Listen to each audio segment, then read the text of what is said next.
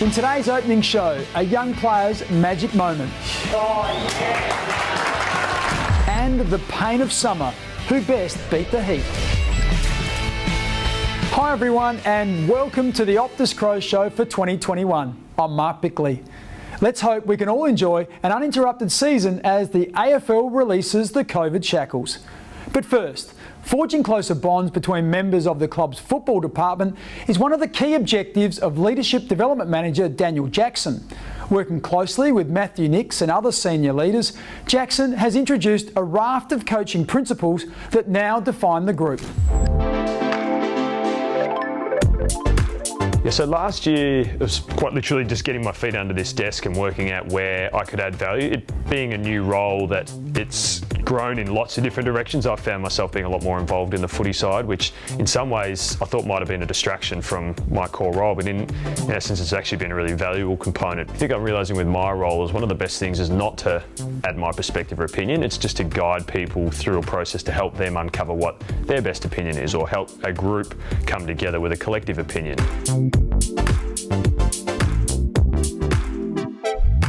He sort of said to me early days that what he was looking for was a bit of a, not a right-hand man, but someone who can be a second set of eyes, because when it comes down to, especially in the season, coaching becomes just the thing that they do. Like coaches just get so focused on not just X's and O's and footage, but it's footy.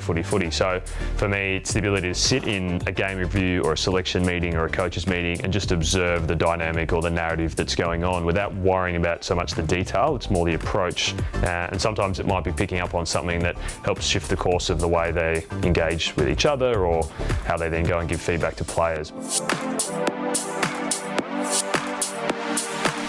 Of course, one of the club's priorities is to identify and develop the next group of on-field leaders. Now, the Crows' latest recruit has certainly come a long way in a short time. 6 months ago, Nick Murray was playing for his home team, now let me get this right, Ganmain Grong Matong in the Riverina League. But his football journey has also included stints in Sydney and Melbourne. We captured the moment when Nick learned Adelaide would be his new home. A couple of things I want to get done. Nice kind of It was a lot of relief because it was been obviously a big 3 years not getting drafted and really having to work. So once I got back to the house, it all sort of set in with a lot of messages and a lot of calls from family and friends, and it was great. So I started off in the Murray Bushrangers as bottom ager, and then obviously played top age there. Didn't get drafted, played over age for the GWS Academy. Didn't get drafted then, and then started off with Williamstown, the VFL last year, but because of COVID, had to come back home, played some local footy last year. It obviously hurt at the time, but it was just more fire in the belly to really live out my dream and be drafted. So to come here now, it's been good. I reckon it was about 10 a.m. at work. I was just drafting a few sheep up and I got the call from Hamish, and he said, yeah, look, we're not going to take you in the draft, but if you can come over early January and train with us, that'd be good, and sort of got the opportunity there, and then yeah, that's how it started. Obviously I needed to come over pretty fit and that, so I did a fair bit of work over Christmas. We were harvesting, so when I'd get off the header it'd be around sort of 11, 12 at night. Me and one of my workmates would have to run after that because we obviously wouldn't have time to do it throughout the day, so we were running at 11, 12 at night. And the respect you've got from everyone in this room, coaches, fitness staff, your teammates, there's a no-brainer, mate. It's a no-brainer. So congratulations, mate. Being a young defender coming in, you obviously don't know everything. So just body positioning and really being able to put on a lot of weight. So I put on 6 kilos since I've been here. Nick finds himself in familiar colours, the same as Ganmain Grong Matong. Thankfully, they're also known as the Lions. Okay, stay with us. After the break, Smithers catches up with another young man waiting for his call-up.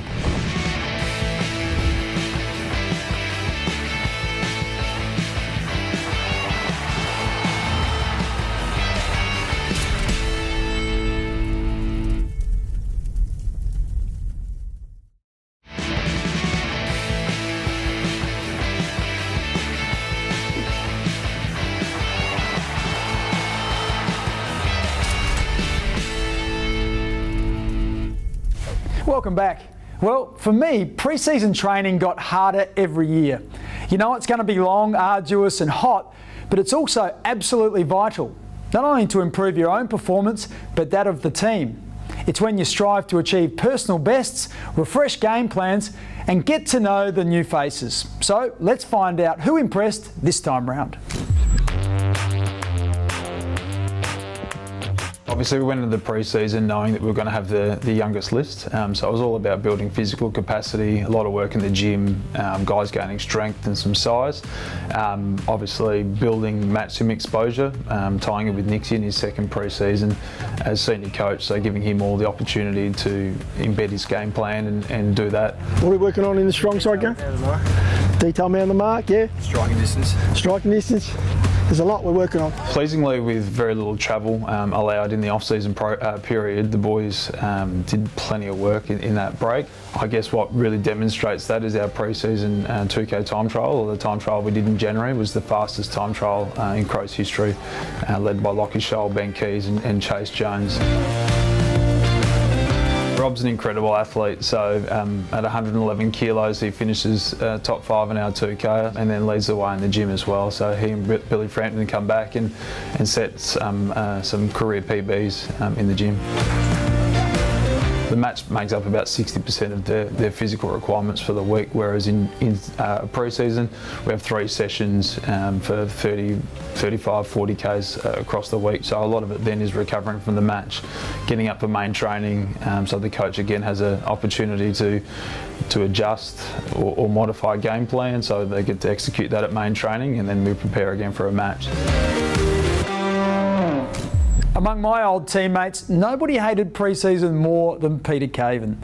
Now, each week this season, we're going to recall a memorable Crows comeback. We begin with round 1, 1996, and Darren Jarman's return home after leaving Hawthorn. His Crows debut was against Sydney. Darren kicked 2 goals that day as we hammered the Swans by 90 points.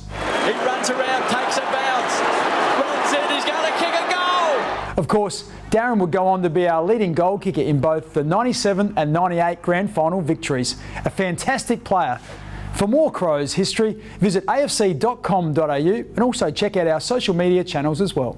Brodie Smith is now in his 11th year at the club, and over that time he's got to know a lot of new faces. In this segment, delivered by Thomas Farms, he'll help us learn a bit more about the latest crop of youngsters, beginning with Josh Worrell. Today we're joined by Josh Worrell.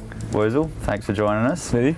All right, give us a quick spiel on your school and club in the draft year. Haileybury, Bloods, and then Sandringham Dragons, and then, yeah, lucky to get picked up here. What do you like to do away from footy? Yeah, I don't mind a surf, and then I think, yeah, just chilling out with the boys, pretty cruisy lifestyle. It's nice. No gaming? Oh, yeah, massive on the sticks. Yeah. One of the best of the club, better than Frammer. I wanted to ask you about better than Frammer. In the hub last year, you disturbed about four blocks of apartments with your gaming. Talk us a bit aggressive on the sticks, or majorly aggressive. Yeah, true colours come out there, so yeah, really get into it. how was your initial move to South Australia? You had a pretty good housemate for your first month, so yeah, it was all right. Yeah, 3 weeks of Smitty. It was interesting. You slept the whole time. So, any nicknames you can share with us before the club or at the club? Woozlet all the time. Woos to get Jackal. There's a fair few. And what about Cletus? Yeah, the haircuts. That's given that a run, so it's a bit unfortunate. But talk us through the haircut. What's going on and what's the plan? At the moment, there's not a whole lot with it. I think I'm going to get just cleaned up. I think Sholly's done his job, and I don't think I'll be going back anytime soon. So for those, Sholly's cut Weasel's hair, and that's the end product. So. Yeah, it was good. It was really good. Yeah, it's great. It's all right. Thanks for joining us, Weasel. Cheers, Smitty. Josh was taken at pick 28 in the 2019 draft. Still to come on the Crows Show, how COVID forged closer relationships.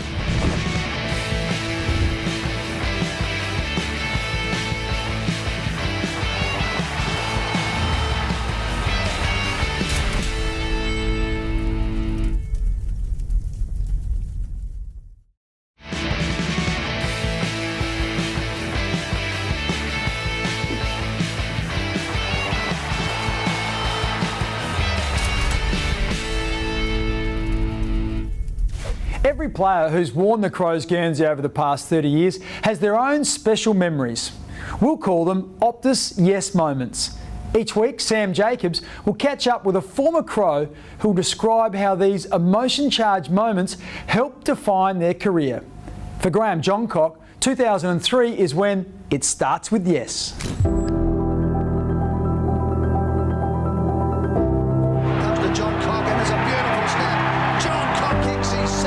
I'm here with one of my favourite teammates, Graham Stiffy Johncock, for his yes moment. Stiffy, talk to us about 2003.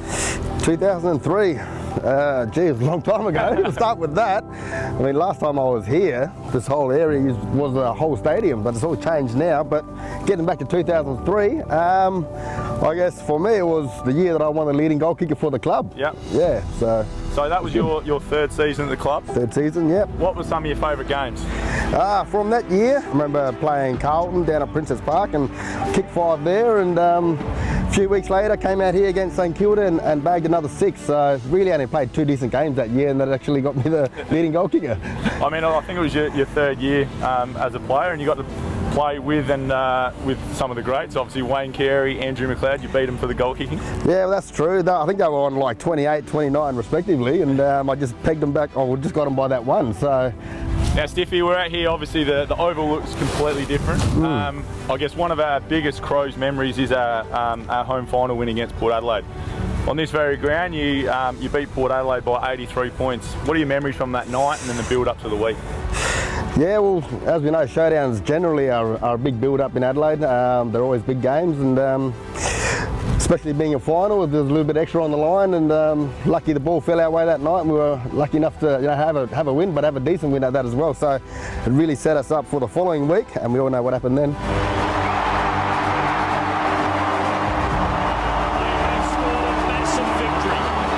I think we're in the area right here where I think was it Choppy put down Rhett Biglands, and I think there was a bit of scuffle. I remember that vision that I guess you probably didn't know which way to go. It was Choppy. Yeah. Well, it was. I think it was down in that on the wing there, and I'm obviously playing down in the back lines. And myself, I suppose I never admitted it at the time, but growing up with the Burgoyne boys and Byron back home in Port Lincoln, and I'm sitting there, and once the scuffle sort of eventuated, I'm like, oh, I might just stay out of this one, otherwise, yeah, I don't know who I'm going to hit.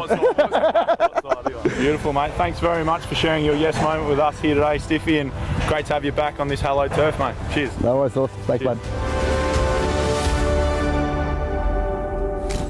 2020 was certainly a tough year for football staff, with hundreds losing their jobs across all clubs. At the Crows, those employees who remained had to take on additional roles, meaning the men's and women's teams are more closely aligned than ever. AFLW coach Doc Clark explains what this means for his side. Obviously off the back of COVID we had some changes in our staff profile, but one of the good things for the AFLW program is that we've ended up with a fair bit of crossover with the men's program. The benefits are that it just creates a sense of one purpose across the club. We really do want to be one club. We have independent trademarks that the playing groups have established, but there's a lot of commonality, as there probably is amongst all good footy teams. You know, you want to have a group that is united and focused on the right things. So we feel that we do that pretty well, and we're always looking to get better, but it's an opportunity for us to learn from both programs. A lot of other people pitch in. Adam Kelly is the head of football, but also runs water for the AFLW team. He's been really good, great influence. We've got Tom Lynch, who I didn't mention as well, being a current player and also involved from a coaching perspective. And we're just fortunate that there's just that sense that we're coming together as one club. Obviously the programs are independent. We run at different times of the day. The seasons are different. But I think we've got the common goal of trying to be a really strong football club across 3 teams. So obviously the men's and the women's, but also our SNFL team. We want to have really strong teams in all those competitions.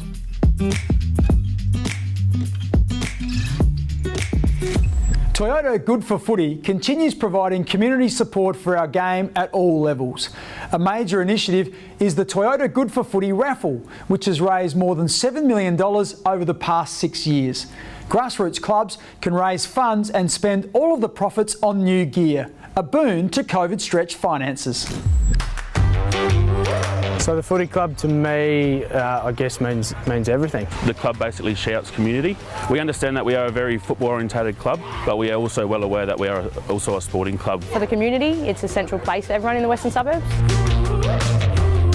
So I decided to get involved with the Toyota Good for Footy raffle because every dollar that we got raised went to the club, so I thought, why not? It's been fantastic this year to play in some Guernseys from Toyota's Good for Footy gear initiative. At the start of the season we had a trial game and we were wearing men's Guernseys and it just wasn't right for the women, and a lot of them didn't feel comfortable. We love all the support we can get in women's footy, and having such a big name come out and support us is just amazing. We feel really supported. It was an amazing experience to be able to run out as a team with the same Guernsey, the same shorts and everything. We raised $5,620, which is a fantastic effort, obviously. There's plenty of things that will go towards, strapping, trainers. Also, we'll put it towards senior and junior football development for the future, obviously. It unites us and makes us feel like a family. We're only a little Div 6 football club, but we also do want to become a powerhouse at some stage, and through time and effort that will slowly happen. Remember, you can do your bit for local footy by buying a ticket in the Toyota Good for Footy raffle. After the break, it's time for fans to join the show.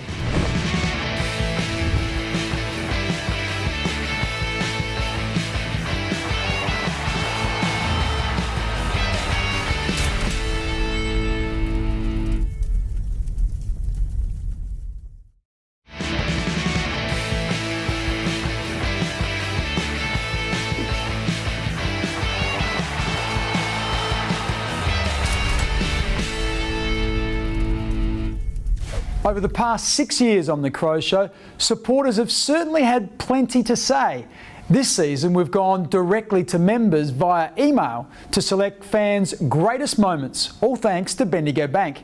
For Shannon, her best memory is a very special day in the shed at Footy Park. So I'm Robert, this is Shannon. We've been members for 24 years. We actually got married at the club. We wanted the Crows to be a part of our wedding because it was important. My mum was probably the biggest Crows fan ever.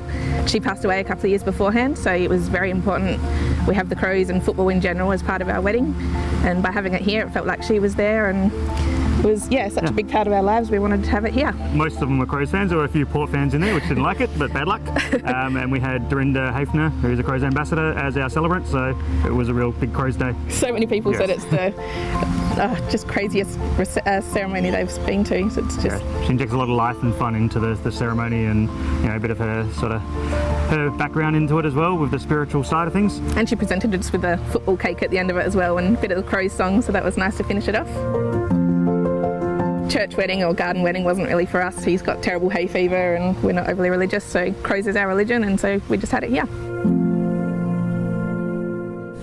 And with the return of spectators, we can once again look for our Toyota Crow in the crowd.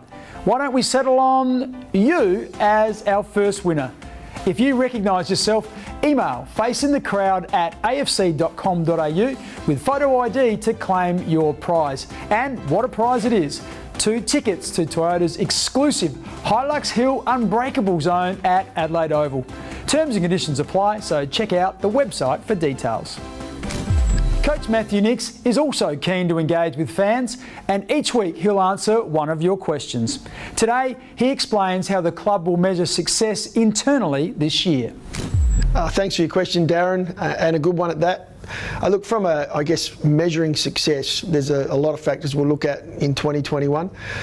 There's obviously on-field. We want to put a performance out on the footy field that our members and supporters are proud of, but not only our members, we want to walk off the ground and feel like we've seen who it is we are striving to be. That's the way we go about it. That's our ability to seek the contest, our ability to really challenge our opposition. We're hoping that then comes through with wins and losses. We'd like to win as many games as we possibly could, like every team in the competition, and we'll go into games with a philosophy of putting out a really good product for our members. That just about wraps up our first Optus Crows Show for 2021. Thanks for your company. Don't forget to keep an eye on @The Crows Show on Twitter for all the latest news. Also, check out the club's social media accounts, Facebook, Twitter and Instagram. Make sure you're watching at 12:30 next Saturday when we'll meet the youngster who had to settle for premiership glory after missing out on the draft. I look forward to joining you then. Bye for now.